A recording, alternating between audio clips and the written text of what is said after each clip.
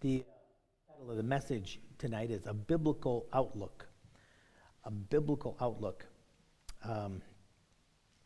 There was a little boy that was extremely positive, and he was an optimist, and he had a twin brother who was extremely depressed. He's a pessimist, and he always saw the worst of everything, kind of like Eeyore, but his twin brother was always looking at the bright side of things and always happy, and extreme. They were so extreme. One was up and one was down, and the mother brought her children to a psychiatrist and said, what do we do with these two kids? Look at the differences. And so they agreed the optimist needs to be brought down and the pessimist needs to be brought up. And so they said, okay, well, I tell you what we'll do. We'll have some therapy. So they took the extreme pessimist and they put him in a room with brightly painted toys, and there was lights, and there was music, and it was just a wonderful playroom, and had all kinds of cars and toys and trucks and that kind of thing to play with. And they said, we're going to put him in this room and keep him there for about an hour, and we'll come back and see how he's doing. And they took the extreme optimist and put him in a dungeon-like room with no windows, and it was had 2 feet of horse manure everywhere in the room, and that was it. And it smelled terrible and was awful, and they put him in there, shut the door, and they said, let's give him some time in here, and then he should be, he'll bring him down some. So an hour later, they came into the first room, and they looked in that room, and there was I'll get that later, there was the pessimist who they thought, well, surely he's going to be, better in his attitude because of look at where we've left him. And he was in the corner. This brightly colored room and toys everywhere, and he's in the corner crying. And they said, Billy, what is the problem here? What are you doing? And he says, well, all of these toys around here, if I would have played with them, they probably would have broke. And they go, oh, brother, there's nothing you can do about that. So they thought, well, let's go look at the pessimist and see if he's brought down some in that kind of a room. They opened the room, and he's there he's got manure in his hair and his ears, and he's tossing it all around. He's making tunnels and everything, and he's having a great time. They said, Johnny, what are you doing? And Johnny says, Mom, look at this. With all of this here, there's got to be a pony in here someplace. And there's the difference between an optimist and a pessimist, and it affects you. It really does. Well, Jacob and Joseph are the 2 different characters that we're going to look at, and we're going to see the contrast in an optimist and a pessimist, and it's really not, it's not apart from what God tells us in His Word and His promises. So let's look at that in the text that we read. This was the story about when they betrayed Joseph. They sold him into slavery, into Egypt. They were going to kill him, but they decided, instead of killing him, after the older brother came and said, no, you can't do that. I'm supposed to take care of my little brother. And they said, okay, well, at least we're going to make some money out of the deal. So they sold him to these nomads that were going into Egypt. And so they got some money from the deal, sold him into slavery. And then they took his coat, that little coat that his dad gave him, and that was a special coat, only one of a kind, and Dad would recognize that. And they said, let's go ahead, kill a goat, and put the blood on this coat, and then we'll say, we don't know what happened. Is this your kid's coat? Is this our brother's coat? And of course, he recognized it. And of course, his evaluation in verse number 33 was Joseph is without doubt, for sure. Absolutely. We know Joseph is without doubt rent in pieces. He's dead.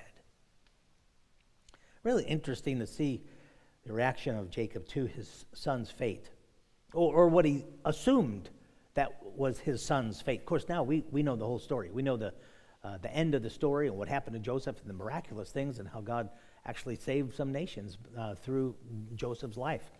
But he didn't know it. He didn't see that. The only thing he saw was what he saw. And to see his reaction was really something. He assumed that was his son's fate, and his son was dead when he was presented with the doctored evidence. Now, we have the advantage of knowing the rest of the story. If anybody ever, you have to go way back to remember Paul Harvey and him on the radio, and he would tell a story, and then he would say, and now, let me tell you the rest of the story, and then they would kind of twist and whatever, and it was very interesting. And it was called The Rest of the Story. Anyway, if we know the rest of the story. We know everything. Joseph didn't. He just had what was presented to him right there at that time. And of course, that's what his reaction was.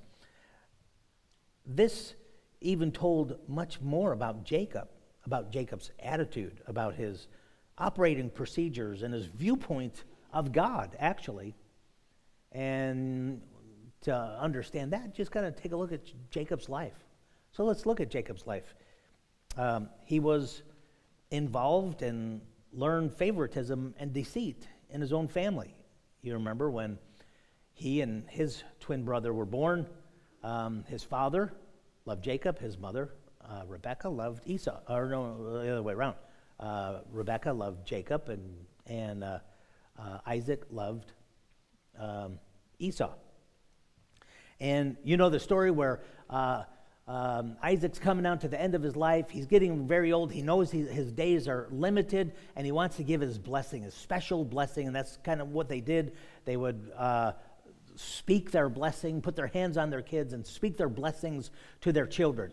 And being that Esau was the firstborn, well, and twins, they're born at the same day, but one came out first, and it was Esau. And anyway, so Esau being the firstborn, and he was favored by Isaac because he was a man's man. I mean, he was a hunter, and he was a fisher, and he was a man of the fields, and he could get along, and he was strong and whatever. And Jacob wasn't like that. Jacob was kind of he explained himself as a smooth man. Well, Esau was a hairy man, and I can't imagine what he looked like, but they say that he had red hair and he was furry. He was hairy, And but Isaac loved Esau. Rebecca loved Jacob. And so Rebecca hears that Dad says he's dying and he's going to give his blessing, the lion's share of the blessing, to his sons, but he was talking to Esau, and she overheard and heard him say, kid, go out there and get a deer and make some venison, the kind that I like, that you know how to do, and bring it into me, and I'll go ahead and we'll have a celebration. Well, I'll eat the venison, and I'll give you your blessing. And so Esau says, got it, Dad. So he's gone. He gets his bow and arrow or whatever to hunt with, and he's out. And that's where we come into the story in Genesis chapter 27. Look with me in verse number 6. And Rebekah spake unto Jacob her son, saying, hey, psst, psst, come here. Behold, I heard thy father speak unto Esau, thy brother, saying, bring me venison, and make me savory meat, that I may eat, and bless thee before the Lord, before my death. Now therefore, my son, obey my voice. I've got a plan. Now listen, don't worry about it. Don't think about it. Just do what I'm telling you to do. This is my plan. Obey my voice according to that which I command thee. Go now to the flock. Fetch me from thence 2 good kids of the goats. Make sure they look like deer. But anyway, so he says, go get 2 small goats. And he says, and she said, and I will make them savory meat for thy father, such as he loveth. Now she had to doctor that some, and she had to put the spices in it to make it taste like venison. But she knew how to do that, I guess. She was a good cook. And she says, do that for me, and we can get that done lickety-split right away. We can do that before Esau comes back. We can go ahead and pretend like you're Esau. Now, Jacob at that point is saying, Mom, how are you gonna pen me off as Esau? Because Dad can't see anything, and so when he talks to people, he feels them, he touches them and feels them, and gets them close to them. He smells and feels them, so he can communicate, because he really can't see that much. And I know he can't see me. Maybe I could use a voice like my brother. Did you ever try to imitate your brother or somebody in your family, and you know how to do that. Well, I can imagine Esau and Jacob intense, and they're mimicking each other. And he says, I could talk like Esau, but there's no way. I'm a smooth man. He's a hairy man. She says, don't worry about it. I already thought about that. And so this is what he says. And Jacob, verse 11, Jacob said to Rebekah, his mother, behold, Esau, my brother, is a hairy man, and I am a smooth man. My father, peradventure, will feel me, and I shall seem to him as a deceiver. Now, if I'm going to be lying to my dad, telling him that I'm his son Esau and I want the major part of the blessing, he's going to turn around. And if I'm caught, he's going to curse me instead of bless me. He's going to say, son, that was wrong, and you should get cursing instead of blessing. So he says, I shall bring a curse upon me, and not a blessing. And his mother said unto him, upon me be thy curse, my son. She says, don't worry about it. Don't think about it. Only obey my voice. I'm just telling you what to do. You just do it. This is my plan, and I'm going to tell you what to do. Don't worry about it. And go fetch me them. And he went and fetched and brought them to his mother, and his mother made savory meat such as his father loved. And so we're not going to go through that whole story about how that he did deceive his father, but he did. It worked wonderfully. What she did, she took the skins of the goats and actually kind of wrapped it around his forearm, and also put one in his shirt or whatever he was wearing to where it looked like it was hair from his chest. And so when Dad would come and feel your arms, feel your chest, and well, that's not Jacob. Jacob, he didn't have any hair. Esau is the hairy one. It's kind of humorous a little bit, but nonetheless, that's what's going on here. And so she had the plan, and she says, hey, listen, don't worry about anything. Just do what I say. Now, although Jacob wanted to look like that he was forced into acting out his mother's plan, it's not like he was uninvolved. He was absolutely involved. He went along with. This is what he did. He was an active part of this whole deception. In verse number 18, Genesis 27, verse 18. And he came unto his father and said, my father. And he said, here am I. Who art thou, my son? And Jacob said unto his father, I am Esau, thy firstborn. I have done according as thou badest me. Arise, I pray thee, sit and eat of my venison, that thy soul may bless me. And he said, already? Hey, wait a minute. You got a deer that soon? Boy. And he says, yeah, God bless me. I mean, God blessed him. Nothing. It was his mom. It was this whole, they were scheming to deceive him, and it was working. And sure enough, he says, come here, let me feel you, and he feels them, and sure enough, he feels the animal skins. And it worked. Now, remember, at first, his mom comes and says, now, son, this is what I want you to do. I want you to do this, and it's deceptive, and it's wrong. He's got a conscience, and he's saying, that's not right. Mom, I can't be, what? What if God, oh, no, I can't be part of that. And she says, just do it. Remember? She says, it's not on you, it's on me. I'm the responsible one for this, right? That's what she's trying to pawn off and get him to believe. This was Rebekah's scheme. This whole thing was Rebekah's fault. Not Jacob's fault, it was Rebekah's fault. Right.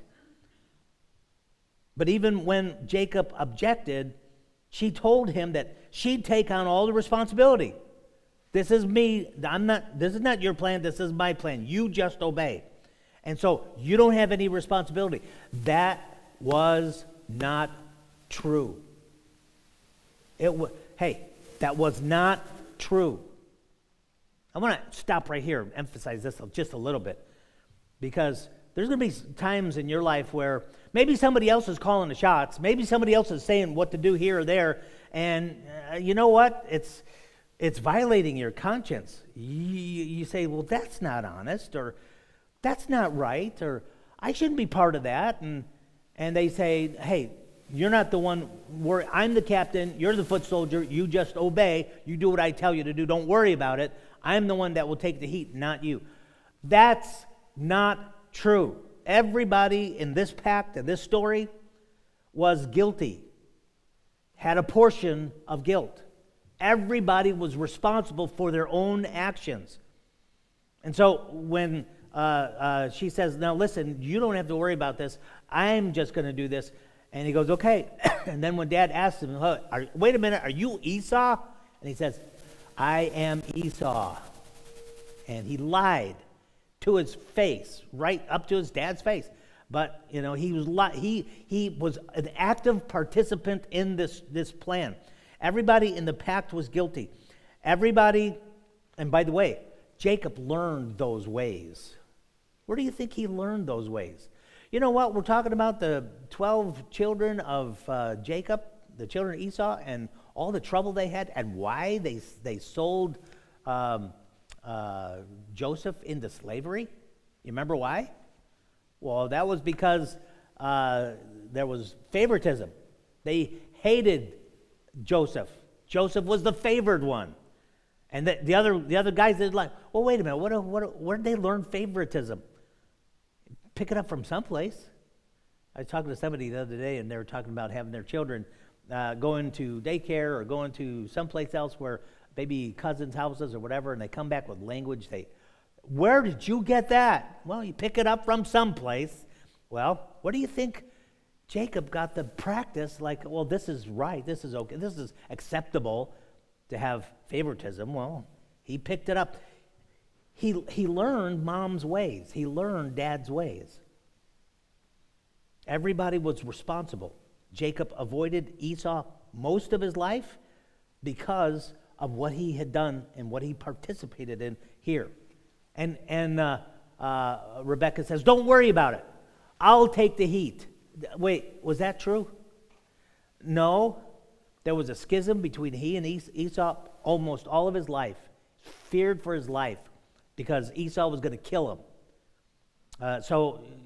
No, she wasn't the one that was taking all of the blame and all of the rap for this. And by the way, Jacob learned from his mom how to deceive others and how to trick and whatever, and he used those things in his life. But you want to know something? You take a look at Jacob's life, his deception never helped any time in his life. It was always a detriment. It was always setting him back. It was always trying to get around in human ways and not allowing God to do things, and it was always detrimental. It was always bad. It was always bad. So Jacob learned, and he had to learn in his life, and he learned the hard way. But he did learn, and it was the school of hard knocks. Now, let me say this before I get off of this point. For you who go peacefully along with some bad plan or bad rule or bad law, shame on you. Everybody ought to stand. Everybody ought to. Hey, you know what? Right now, and this has got nothing to do with anything, but I want to say it because I want to say it. This country is in a mess. It's in a terrible mess, and we're losing our freedoms left and right. And everybody, I don't care how you stand on the medical this or medical that, everybody should be up in arms about losing our freedoms and objecting and standing with the truckers or standing with the freedom people or standing with those who, but you know what? The problem is many times there's a lot of people that they just don't want to get involved. They don't want to become, and now did you hear about what Trudeau's doing up in Canada? Going to freeze bank accounts and go after citizens who want to help others that are in some kind of a cause and label them terrorists? When does it stop? That's way overreach. But, there's people that just go along. Everybody goes along.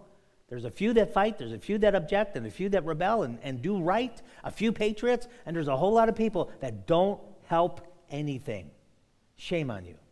Because listen, when it comes to freedoms, and it comes to this country and things that I love and all that you love, that we all gain from, we got to all fight. We got to all be in there and do what we can to oppose overreach. The destruction of our freedoms are happening, and there's many that are complicit, but they're also responsible for the destruction caused if you're complicit, if you just go along. Here's Jacob. He says, okay, it's mom's plan, but I'll just go along. Excuse me, you're responsible, you're going to pay for it also, you're going to face the consequences of it. But nonetheless, that's what was going on here. You think that you can get out of responsibility just because you're not the one that are calling the shots? What about the Egyptian midwives? You remember that whole story where, when the children of Israel were multiplying and they were oppressing the children of Israel, and what they were doing was they said, listen, when the Israeli women are having children and the midwives are helping, kind of like doctors, they're helping in the delivery, if you see it's a male child, you kill it. We don't want the nation to get any stronger.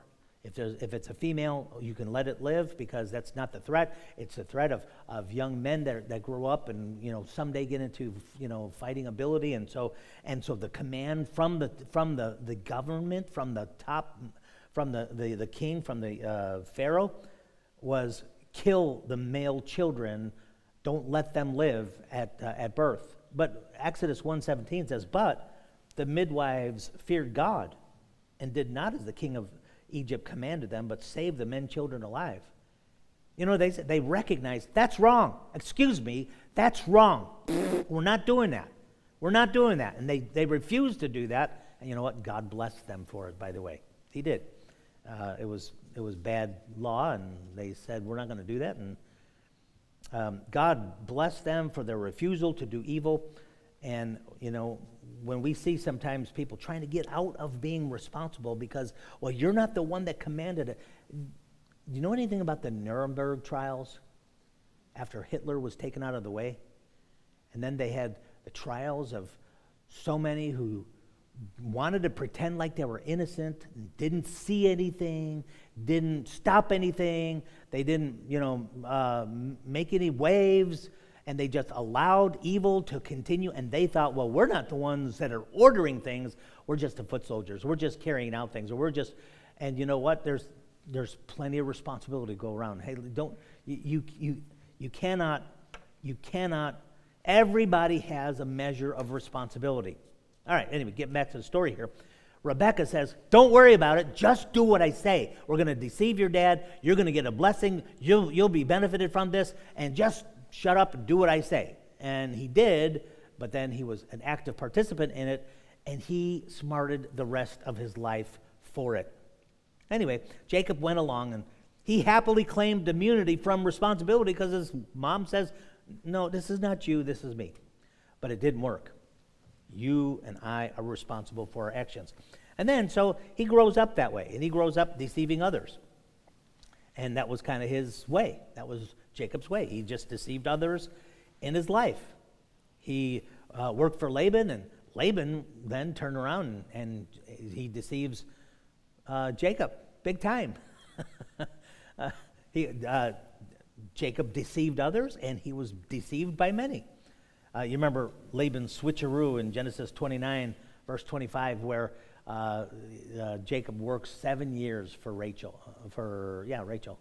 And Rachel was well-favored. She was beautiful. But then they said Leah was not well-favored. And she was tender-eyed. Whatever tender-eyed means. But anyway, I had a professor in Bible college. He used to say cross-eyed. Leah was cross-eyed. She was cross-eyed Leah, Anyway, so that he worked 7 years, and then he's going to marry Rachel, and she's the younger sister, and there was a switcheroo in Genesis chapter 29, verse 25. It came to pass in the morning what happened the night before at the wedding ceremony. She's all decked up, and she's got veils and whatever and covered up, and she goes into the tent. Leah goes into the tent with Jacob instead of Rachel, and probably dark in there or whatever. And so the next morning you wake up and you say, wait a minute, who are you? It wasn't who he bargained for. Anyway, it came to pass in the morning, behold, it was Leah. And he said to Laban, what is this thou hast done to me? Did not I serve with thee for Rachel? Wherefore then hast thou beguiled me? He was deceived by others. Listen, what goes around comes around. You ever hear that before? If he's deceiving others, and you know what? Others are deceiving him. And it's interesting to know that in the long run, with where we started in our text, Jacob was deceived by the very same way that he deceived others.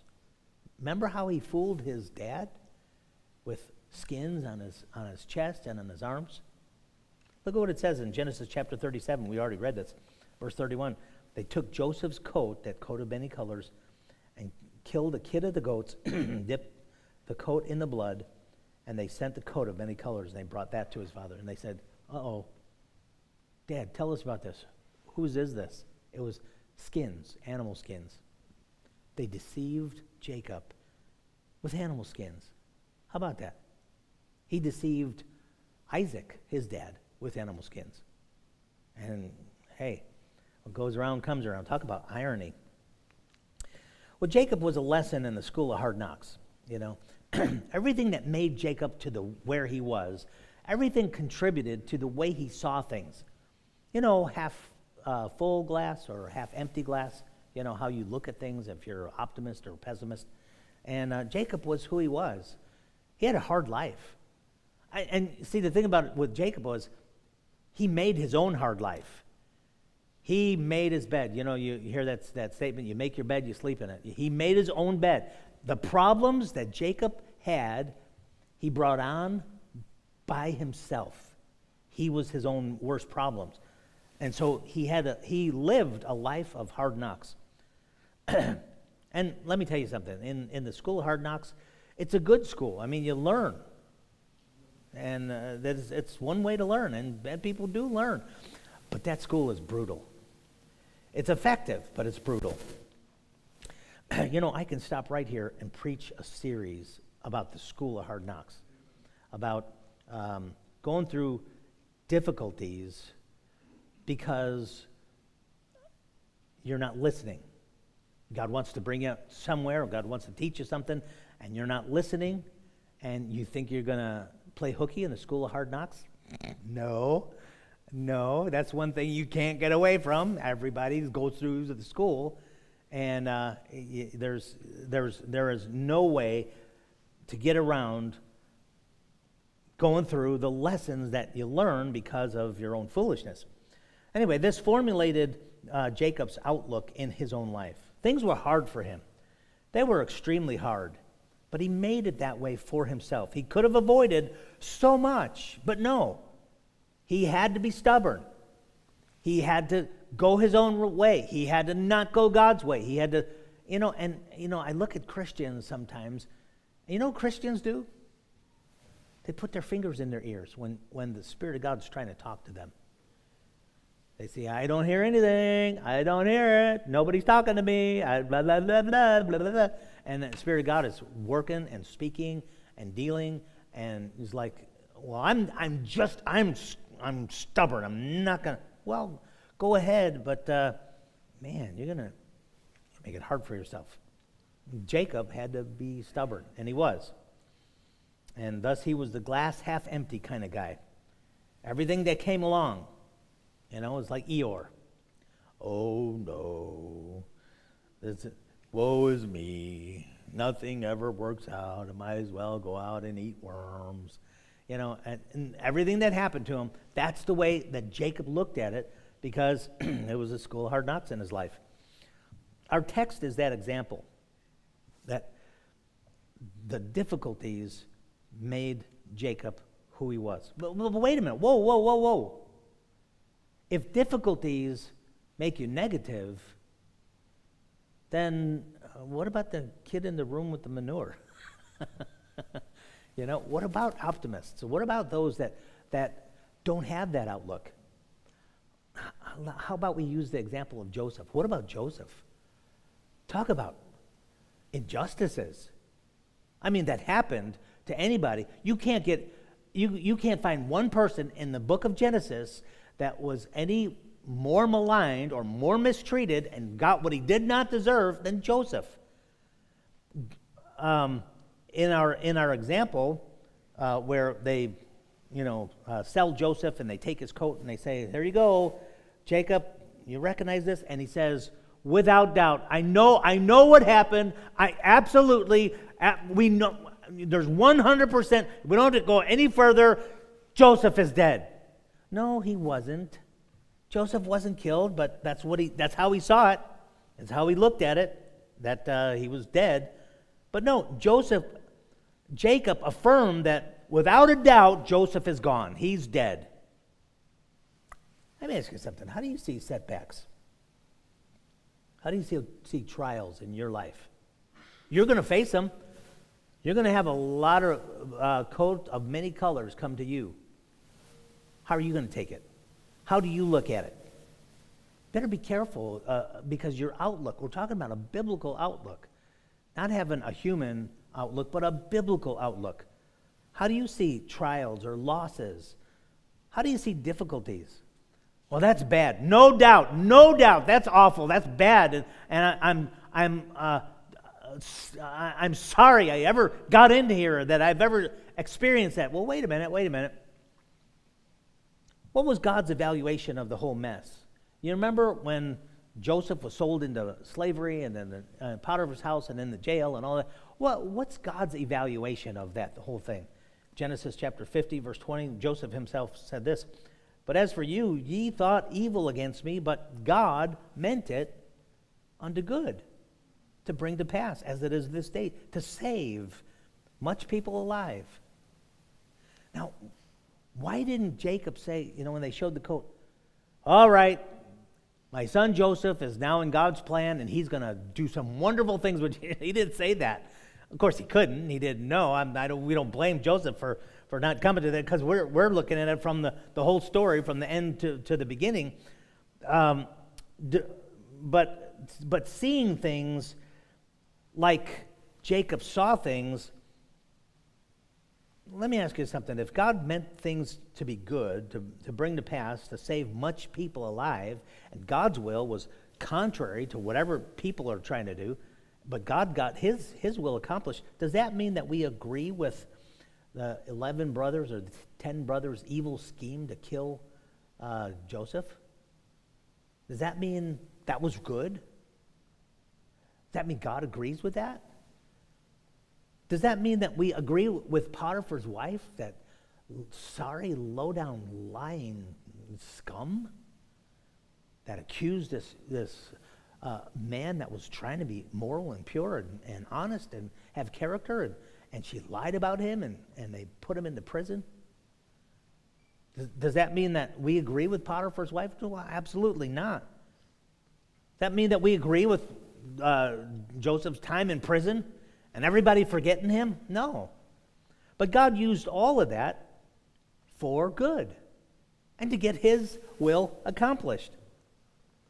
We can't blame Jacob, but knowing the truth, when they showed the coat, he should have said, "Oh boy, now watch, God's going to do some wonderful things. He's going to turn nations around to save them alive through Joseph." Because that was the truth. The truth was, absolutely, this is God doing some wonderful things. But he was so bent in calling it a storm, when Jacob was so bent in looking at that and saying, "That's got to be evil, that's bad, that's awful," and because that's how he saw everything. No doubt, my son is dead.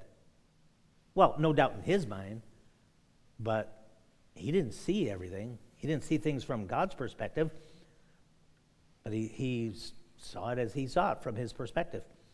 Now, a case in point, Jacob dies at 147. He's 147 years old, and this is his evaluation of life. In Genesis chapter 47, look at verse number 8. This is Pharaoh. He's asking him when he first comes to Egypt to live. Pharaoh said unto Jacob, "How old art thou?" And Jacob said unto Pharaoh, "The days of the years of my pilgrimage are 130 years. And look at his evaluation. "Few and evil have the days of the years of my life been, and have not attained unto the days of the years of the life of my fathers, and the days of their pilgrimage. Well, yeah, he's talking about those that lived 800 years and 700 years and 900 years, yeah, he didn't live that long, but nobody did at that point. They're all shorter and shorter and shorter until now, as it is. 147 years. Wow. Now, at that point, it was like 17 years before he died, which was 130, I think. Yeah, that's what he says in verse number 8. 130 years. He actually lived 17 years longer than that. But he said, this is his evaluation. He says, man, I've lived these years, and it's been just a short, evil life. Few and evil have my years been. What? Wait a minute. If anybody was blessed, in spite of who he was, it was Jacob. I mean, really, every time that he's turning around, he's deceiving somebody or trying to deceive somebody or trying to do this or trying to do that out of God's will, and he seems to be continually doing things outside of God's will, and God has to get some chastening there going and correct him, put him through the school of hard knocks. Everywhere he goes, he's doing the wrong thing, and then he turns around and is blessed. And is blessed by God. I mean, blessed by God in a big-time way. He thinks he's going to die from Esau, and he's there alone that night, wrestles with an angel. And you know what God says that night? He says, Jacob, you are like a prince, and you have power with God because you figured out how to pray or how to get a hold of God for his blessing, and he did. Jacob was a showcase of a man that does everything wrong but is blessed in spite of himself. In spite of himself. And look at his evaluation. I've lived 130 years, and few and evil are my years. It's an awful life. An awful, terrible, terrible life. Oh, well, terrible. Woe is me. Now look at the evaluation of the most abused person in Genesis, Joseph. What's his evaluation of life? You know what? We've got to run here, and I could make this sermon a lot longer than I need to. So let's just skip it. We'll just make some commentary on Joseph's life. In Genesis chapter 41, verse number 51 and 52, Joseph talks about his life and who he was, where he was, and what was going on in his life, and how God blessed him. I mean, he knew that. He was grateful. And when God put him on the throne there in Egypt after all of that mess, he says himself, God has blessed me. I mean, look at this. Look at this. I've been blessed. I've got a long life of blessings. And in Genesis chapter 50, when he dies, verse number 26, this is his evaluation. So Joseph died being 110 years old. And they embalmed him, and he was put in a coffin in Egypt. 110 years. He didn't say few and evil. He said long and prosperous. What in the world? That's a big difference. That's a huge difference. Joseph says that he's been blessed with blessings and a long life, and Jacob, who did not get what he deserved, got what he did not deserve, says, my years have been few and evil. Folks, and just looking at these two and kind of bringing the point of this, and that is, we've got to have a biblical perspective on things, a biblical outlook. Because it's, when we look at it through human eyes, first of all, you can't see everything. What about this coat, Dad? What do you think? Absolutely, without doubt. Without doubt. We know the end. We know the score. He did not. And that was inaccurate. It was inaccurate. He says, he's dead. Without doubt. Okay, it's done. He's dead. We don't see that. We don't see it from God's perspective. And so what we got to do is got to have the eye of faith, Hebrews calls it in seeing him who is invisible. What do you mean seeing God? How can you see God? He's invisible. That's what Moses did. He saw him who was invisible, and that's what we've got to do. We've got to see and the promises of God. We need to take the word of God and the promises of God and take them to heart, whether it be trials that we're facing or whatever. When we see things through the perspective of God, then we can say, you know what, these trials that I'm going through, maybe it's not like I'm seeing it from my perspective. Maybe it's not without doubt, it's the worst thing ever happened in my life. No, maybe it's not. Maybe it's not. If I have a biblical outlook, a biblical perspective, and I got to have a biblical perspective on eternity. You know, folks, no matter what we go through right here on earth, no matter what it is, this is not it. This is not what it's all about. This world is not our home. We are just a passing through. This is what we've got to see is, from God's perspective, what His will is. Now that's what we need to do. We need to adopt a biblical outlook. Sermon with one point. How about that? Lord, thank you so much for the example of Jacob and Joseph as far as contrasted and laid side by side, and see one who's really got a harsh, negative, terrible outlook, hard life. And by his own testament, he had a hard life, or at least that's how he saw it. Actually, Lord, he's blessed. We could kind of evaluate about blessings. It looked like he was blessed more than Joseph was, but he saw himself to having a rough time. But that was not accurate. And then we see Joseph, who had a tough life.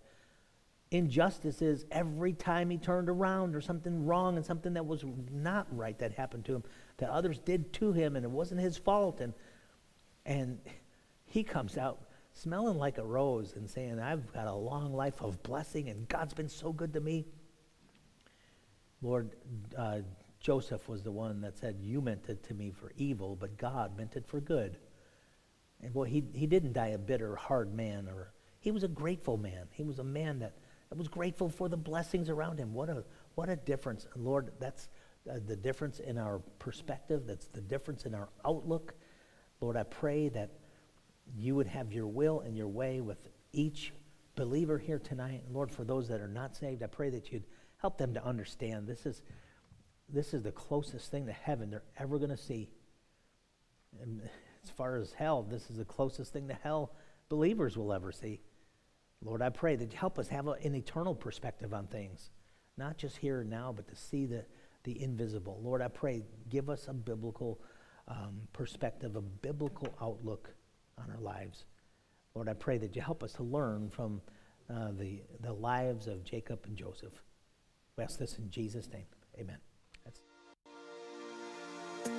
What a blessing to hear the Bible taught and preached. If you'd like to connect with our pastor, simply email him at pastor@woodenvalleybaptist.org. Thanks for watching. Don't forget to like and subscribe. Have a blessed day.